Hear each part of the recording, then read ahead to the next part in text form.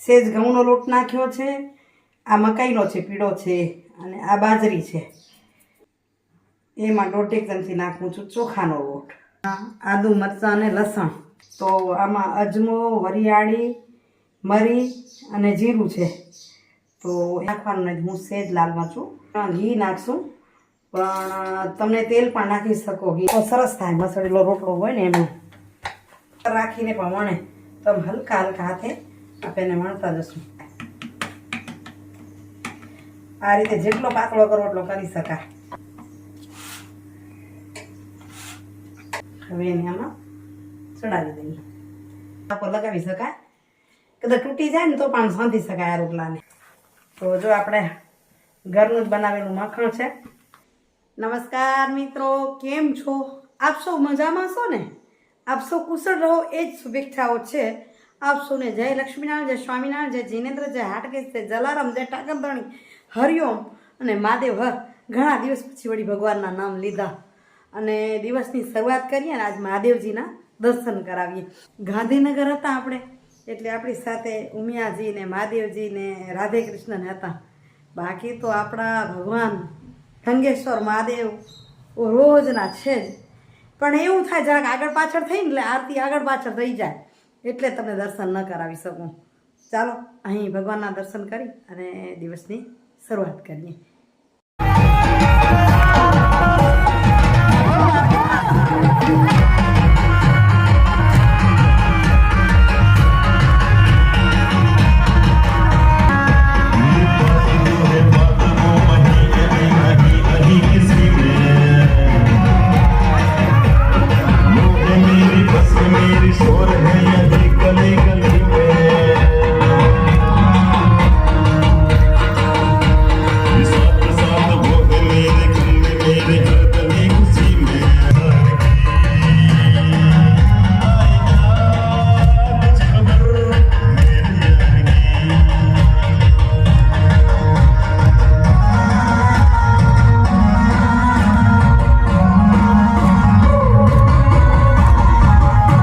ગંગેશ્વર મહાદેવે સાઈડમાં મસ્ત શેડ બની ગયો છે. આંગળની તો સામે પતરા હતા, સરસ થઈ ગયો. અહીંયા બેસવું હોય તો મસ્ત છાંયો થઈ ગયો ને વરસાદ પણ નહીં મળે. મિત્રો શનિવાર છે એટલે શનિવાર રમઝાન ઈદની રજા. હવે આજે એમ કે થોડુંક કાંઈક નવું કરીએ, મજા આવી જાય.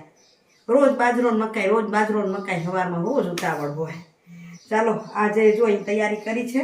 તૈયારી કરી લીધી પછી યાદ આવી કે ચલો બતાવું. તો આની અંદર મેં સેજ ઘઉંનો લોટ નાખ્યો છે, આ મકાઈનો છે પીળો છે, અને આ બાજરી છે. અને હવે એમાં નાખું છું, એમાં 1.5 ચમચી નાખું છું ચોખાનો લોટ. જુવારી છે નહીં તો જુવાર પણ નાખી શકાય.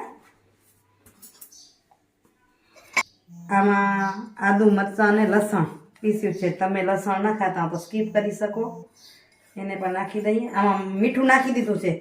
મીઠું નાખવાથી છે ને લસણ જલ્દી પીસાઈ જાય, એટલે મેં આમાં નાખી દીધું છે. આ મેં મસાલો પીસી રાખ્યો છે. શિયાળે મેથીના ગોટા કાઢીને ત્યારે મસાલો તૈયાર રાખી. તો આમાં અજમો, વરિયાળી, મરી અને જીરું છે. તો એ મસાલો નાખી દઈશ. અડધી ચમચી એટલું આખું જીરું નાખીશ. હિંગ નાખું છું, તમે ન ખાતા તો સ્કીપ કરી શકો. હળદર, દાણા જીરું પાવડર, લીલું મરચું નાખ્યું છે.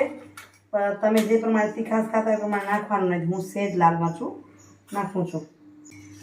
રોટલો છે ને એટલે આમાં ઘી નાખશું, પણ તમને તેલ પણ નાખી શકો ઘી ન ખાતા હો તો આવી નાની 3 ચમચી જેવું મેં ઘી નાખ્યું અને એને હવે બરાબર મિક્સ કરી અને લોટને બાંધી લઈશ. લસણ મરચું કૂટ્યું તો એમાં જ પાણી નાખ્યું છે, તો એનાથી જ હવે નાખીને લોટ બાંધી લઉં. થોડું થોડું પાણી નાખી અને સહેજ કડક એવો લોટ બાંધવાનો. મસળીને આમ લોટ બાંધી લઈશું.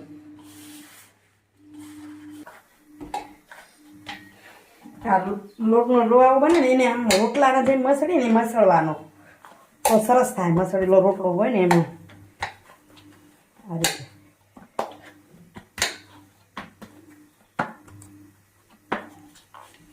એ બાજુ એને રેસ્ટ આપવું, આને મસળી લઉં. હવે એને 2 રીતે થઈ શકશે. ધીમા હલકા હલકા હાથે આપણે રોટલીની જેમ પણ વણી શકશું. થોડોક જાડેરો રોટલાથી પાતળો અને થોડોક જાડેરો એવો આપણે પરોઠા ટાઈપનું વણશું. તો હવે લોટ થઈ ગયો આપણો તૈયાર.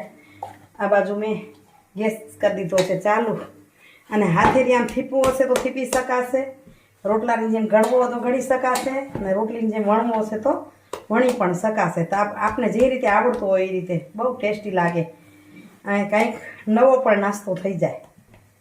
જો આપણે આ 2 રોટલી જેટલા લોટ જેટલો ગોયણું લીધું, સહેજ આપણે લોટમાં કોરો લોટ લઈ લીધો તાકી ચોટે નહીં, અને ઘણા પ્લાસ્ટિક પર રાખીને પણ વણે તો આમ હલકા હલકા હાથે આપણે એને વણતા જશું.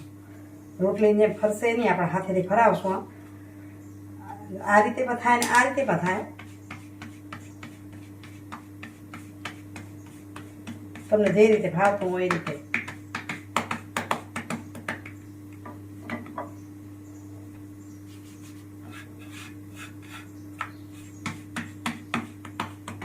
આમ હાથ આડો દેવાનું કારણ એ કંઈ નહીં, વટ ખરાબ ન થાય, એક સરખી થાય.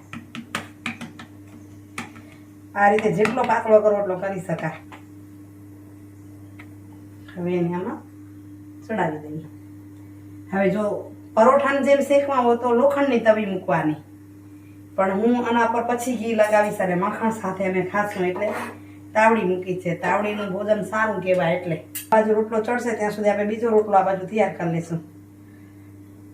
તો આવી રીતે ગોળ કરી આવી રીતે ઊંડું બનાવી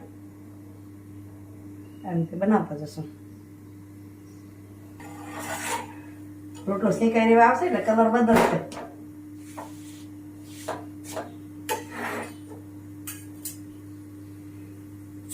બાકી તો રોટલી જે રીતે શેકી રીતે જ શેકવાનું છે. ચડાવીએ ત્યારે થોડું પાણી પણ લગાવી શકાય તો ઓલું થઈ જાય. તમે બીજા રોટલા બતાવું કઈ રીતે પાણી લગાવી શકાય.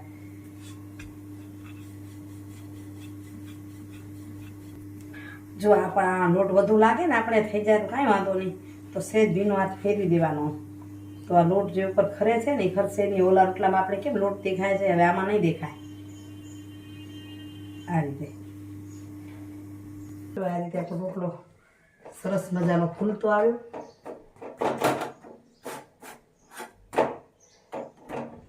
સરસ થઈ ગયો તૈયાર. હવે પાછું દેખાતો પણ નથી કોરો લોટ, અને એને હવે આપણે આ રીતે મૂકી દઈએ આરામથી. હવે આમાં આપણે લાગે છે ક્યાંક લોટ દેખાય છે ત્યાં સહેજ સહેજ આમ પાણી મૂકી દઈશું. બહુ પાણી નથી નાખવાનું, સહેજ સહેજ જ મૂકવાનું છે. એ બાજુ રોટલો ચડશે, આ બાજુ આપણે નાખશું આપણા પર માખણ. તો જો આપણે ઘરનું જ બનાવેલું માખણ છે.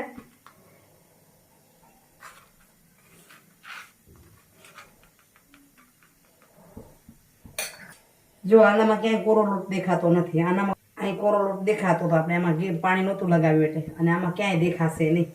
આપણી પસંદગી મુજબ બનાવવાનું. અને આ બાજુ જો રોટલા ઉતરતા જાય છે મસ્ત, એના પર માખણ મૂકતા જઈએ. માખણ ને રોટલો.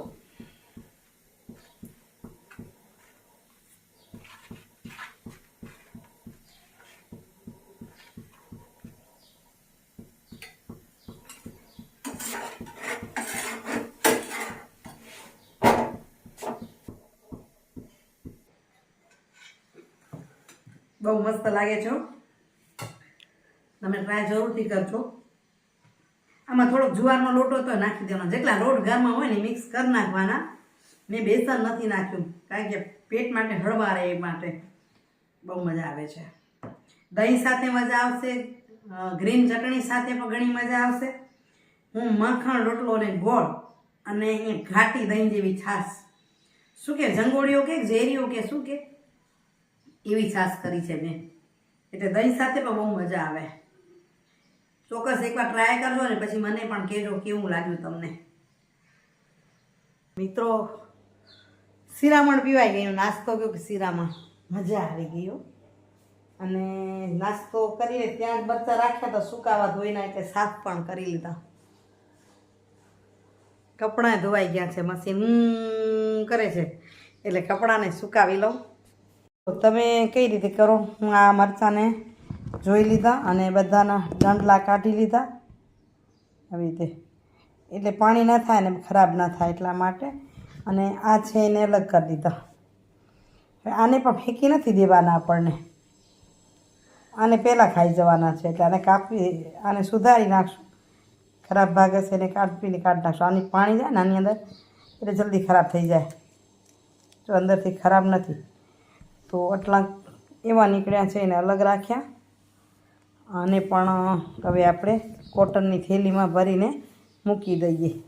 તો મિત્રો રસોડાનું કામ પત્યું. હવે જાઉં બહાર, એક પછી એક કામ વધારાના આવતા જાય. અહીં જો પરમ દિવસે વરસાદ આવ્યો તો બધું કેવું ખરાબ થયું છે. ગ્રીન આ બધું સાફ સફાઈ જેવું થઈ ગયું છે. તો પેલું એ સફાઈ કરી લઉં. અને કપડાં ધોવાઈ ગયા લાગે છે, કપડાં ધોવાઈ ગયા છે. કપડાં સુકાવું તે પહેલાં ગ્રીલ સાફ કરી લઉં તાકી તકલીફ ન થાય. પછી કચરા પોતા કરું. ત્યાં સુધી 11:15 થવા આવ્યા છે. એટલે કામ ખૂટતું નથી કે છે વધુ એ જ નક્કી નથી થતું. હા, 11:15 પૂરા થાય છે. ચાલો જલ્દી ગ્રીલ સાફ કરી લઉં અને એ કામ કરી પછી કચરા પોતા કરું. 1 વાગ્યા પહેલાં ફ્રી થઈ જાઉં તો ઘણું સારું કહેવાય. તો મિત્રો 4:30 થયા છે. ચાલો હવે થોડુંક સિલાઈનું કામ નવું જૂનું કરવું છે તો કરી લઉં, રિપેરિંગ. પણ એ પહેલાં સુવિચાર લઈ લઉં. સુવિચાર લેવાઈ જાય ને પછી નવા કામ કરતા જઈએ. મને આજે થોડુંક આજે વધારાનું કામ થતું જાય ને, કાલે રવિવારે વિશેષ થઈ શકે એટલા માટે. આજનો સુવિચારની વાત કરું તો મિત્રો એવું છે કે જીવનના અનેક પાઠ ભણી અને આપણે જે સુવિચાર આપીને આપણી અંદરથી નીકળે. આજની વાત છે એવી છે કે સાગર ભરેલો છે એને ક્યારે વરસાદનું મહત્ત્વ નથી હોતું. સાગરને વરસાદનું મહત્ત્વ હોય, પાણી આવે તો શું ને ના આવે તો શું. તળાવને એનું મહત્ત્વ હોય કારણ કે વરસાદ આવશે તો એ ભરાશે. સાગરને વરસાદનું મહત્ત્વ નથી. એ જ રીતે પેટ જેનું ભરેલ છે એને ભોજનનું કોઈ મહત્ત્વ નથી.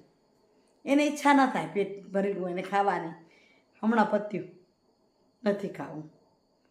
પણ ભૂખ્યો હોય તો એને ખૂબ મહત્ત્વ હોય. એમ ધનવાનને તમે દાન આપો તો એને દાન વ્યર્થ છે, એને તમારી ચીજ પણ નહીં ગમે. પણ તમારી પાસે પડેલી વસ્તુ ભલે હશે, પણ એ જે જરૂરતમંદ હશે, ગરીબ વ્યક્તિ હશે, એને જો દાન આપશો તો એને એનું મહત્ત્વ પણ હશે, એમના કામની પણ હશે. એની પાસે તમારું એ દાન વ્યર્થ નહીં જાય. અને અજવાળું હોય ત્યારે તમે દીવો કરો તો એ દીવાનું મહત્ત્વ હોય ન હોય ને. એ અજવાળું દીવાનું મહત્ત્વ જ નથી કારણ કે દીવો દેખાશે નહીં અજવાળામાં. અંધારામાં જો દીપક નાનો પણ હશે તો એનું મહત્ત્વ હશે. એ દીવા પ્રત્યે આપણી નજર પણ જશે. એટલે આ 4 વસ્તુ જીવનમાં વિસરવી ન જોઈએ. જ્યાં તમારું પણ મહત્ત્વ નથી દેખાતું ત્યાં તમને સલાહ પણ ન દેવી જોઈએ. કારણ કે જેને સલાહની જરૂર છે પણ એને આપવાવાળા ઘણા બધા છે ઊંધી સામી, ત્યાં તમે આપશો તોય પણ ત્યાં મહત્ત્વ નહીં હોય. એટલે જીવનમાં આ 4 વસ્તુ હંમેશા યાદ રાખવી કે સાગર, ભરેલું પેટ, અંધારું અજવાળું, એ બધું જ જો ધ્યાનમાં રાખીએ તો લોકો આપને મહત્ત્વને સમજે. નહીં તો આપણા મહત્ત્વને કોઈ સમજતું નથી. ઘણા લોકો પૈસા ટકે સુખી હોય તો પોતાને વિશેષ બુદ્ધિશાળી સમજે. અને વિશેષ બુદ્ધિશાળી વ્યક્તિ સમજતા હોય એની સામે તમે વાત કરો તો પણ નકામી છે. હું આ કામ કરું, તમે ઘણા બધા સરસ મજાના મારા ફોલોઅર્સ છો જેને મારું મહત્ત્વ છે એ રોજ જુઓ છો. બાકી ઘણાને એમ થાય લપ કરે છે, એ પણ હોય. એમની પાસે મારું મહત્ત્વ ન પણ હોઈ શકે તો હું એના નજરે પણ ના લઉં, ધ્યાને પણ ના લઉં. બરાબર ને? ધ્યાને હા લઉં, મને શું સુધરવા જેવું છે. ચાલો હવે હું થોડુંક આ સિલાઈનું કામ કરવું છે, થોડુંક કરી આવું અને પછી તમને મળું. ત્યાં સુધી કદાચ સાહેબ આવી જાય તો મિત્રો 8 વાગી ગયા. ભગવાનના દીવોબત્તી થઈ ગયા.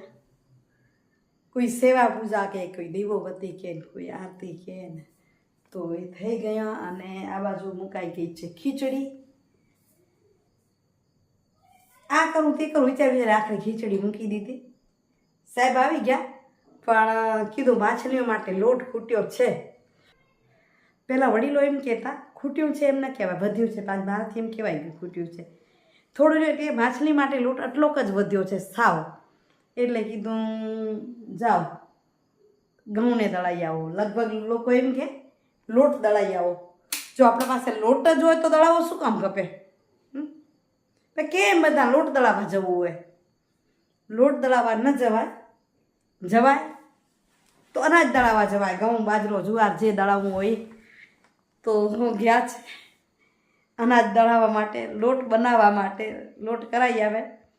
હું હવે અહીંયા વિડીયોનું એન્ડિંગ કરું. કાલે મળીશ સરસ મજાના વિડીયો સાથે. કાલે લાગે છે મને કચ્છી પટેલો જે રાબ બનાવે ને, ખાલી પટેલો નહીં, અહીંયા જે શ્રમજીવો જે ખેતીમાં કે કામ કરતા હોય ને તડકામાં, એ ઠંડક માટે બનાવે રાબ. હું વિચારું છું કાલે કદાચ એ બનાવીશ, તમને રેસીપી આપીશ. વિસરાતી વાનગી છે. હજી અમારા પાટીદાર સમાજમાં ખવાય છે. કચ્છથી બહાર જ્યાં વસે ને ત્યાં હોય છે. હમણાં હું નાસિક ગઈ તો ત્યાં મળી મને. એટલે કચ્છી પાટીદારો જ્યાં વસે ને ત્યાં આ રાબ બનાવે અને ખાય. એટલે મીઠી રાબ નથી, આખી અલગ ટેસ્ટી મોજની, જે પેટને ઠંડક કરે એવી કાલે બનાવશું. તો કાલે રાબના વિડીયો સાથે મળશું. આજ વિડીયોને કરીએ એન્ડિંગ. તો આવજો મિત્રો. જય શ્રી કૃષ્ણ, જય જય ગરવી ગુજરાત, જય ભારત અને જય હિન્દ. Bye bye.